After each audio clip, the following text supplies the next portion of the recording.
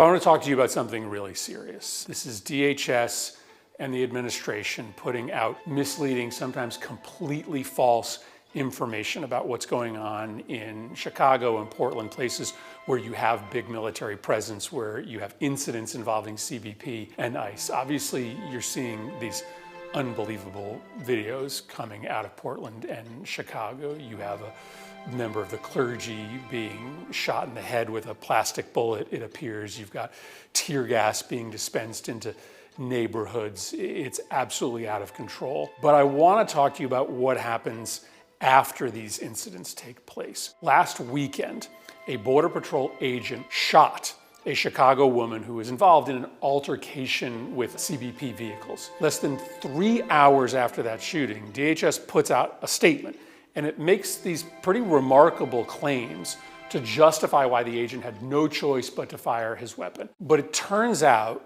that many of those claims were either misleading or just plainly untrue. DHS, for instance, says that leading up to the shooting, federal agents were, quote, rammed by vehicles and boxed in by 10 cars. They put a specific number on it, 10 cars. That sounds really serious. But then they file the actual criminal complaint. And what the criminal complaint says is different.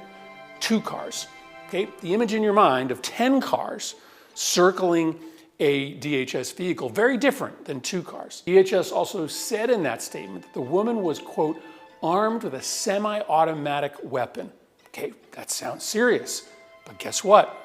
In the criminal complaint filed by the U.S. Attorney, no mention of her threatening agents with a gun. In fact, the criminal complaint doesn't mention a gun at all. And third, DHS alleged that the Chicago police left the scene, refused to help federal law enforcement officers secure the area. That's just a bold-faced lie. We know that because there are photos of Chicago police officers at the scene following the shooting. Not only that, there's a video of Chicago officers wiping their eyes after they were tear-gassed by federal agents. So the DHS statement, which they rush out 3 hours after the shooting to try to justify what happened, is just filled with misleading and false claims. And it's really disturbing because it's becoming their standard practice. So here's another example. In mid-September, ICE shoots a 38-year-old father of 2 during an attempted arrest. Again, they put out a statement, and the statement claims that the victim is a criminal, illegal alien. Turns out, this man has no criminal record. And then there's this video showing an ICE raid that was conducted on an apartment building in Chicago. What you see is federal agents rappelling down from a Black Hawk, kicking in doors, they're arresting people.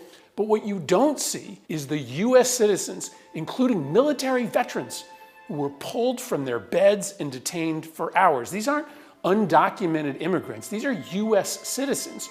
You don't see in those videos the kids who were reportedly separated from their parents, who were zip-tied together and detained in the middle of the night. None of that is in the statement or the videos that you get from the administration. Perhaps the biggest fabrication of all is DHS's insistence that they are only in all these situations targeting what they call, quote, the worst of the worst. When in reality, we've got data that shows that 70%, 7 out of 10 people that ICE is detaining have no criminal convictions. The Department of Homeland Security, the Trump administration, they are contorting, they are omitting facts in some cases, and in other cases, they are straight up lying in order to support their narrative that these Democratic-led cities and states are war zones.